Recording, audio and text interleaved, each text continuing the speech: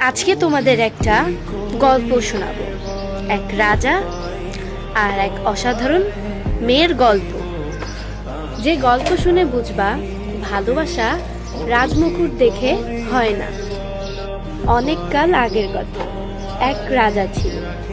সেই রাজ্যের রাজা ছিল আরিয়ান। সে খুব ন্যায় বিচারক, কিন্তু বড্ড একা। কারণ রাজপ্রাসাদের সবাই তাকে খুব ভয় পেত। কেউ তার সাথে মন খুলে কথা বলতো না। একদিন রাজা কি করলো, ছদ্মবেশ নগরে মন খুলে ঘুরতে বের হলো। বাজারের পাশে দেখলো একটা মেয়ে, নাম নুরি। গরিবের মেয়ে, ফুল বেচে সংসার চালায়, কিন্তু মুখে সবসময় হাসি। রাজা এসে জিজ্ঞাসা করলো, তুমি এত কষ্টে থাকো, তবুও এত হাসো কেন? নুরি হেসে বলল, আমার কাছে আছে মা আর আল্লাহর দেওয়া আকাশ, এর বেশি আর কি লাগে? রাজা সেই দিন থেকে বুঝলো, আসলে সুখ টাকায় না, তৃপ্তিতে। রাজা বারবার ছদ্মবেশে নুরির কাছে যেত, ফুল কিনতো, গল্প করত। আস্তে আস্তে দুইজন দুইজনকে ভালোবেসে ফেলল। কিন্তু রাজা যখন নিজের পরিচয় দিল, নুরি ভয় পেয়ে গেল।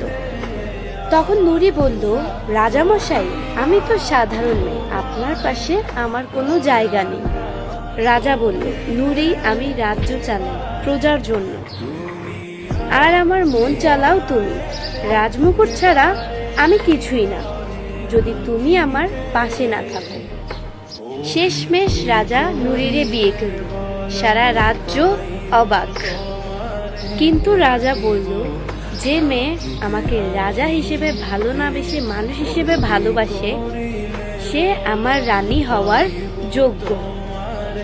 এই গল্প থেকে আমরা কি শিখি জানো? সত্যিকারের ভালোবাসা কখনো পদ পদবি দেখে না। যে তোমাকে তোমার মতন করে ভালোবাসে, সেই তোমার আসল রাজা বা রানী। ভালো লাগলে কমেন্টে জানাও, তুমি কাকে তোমার রাজা বা রানী ভাবো। আল্লাহ হাফেজ।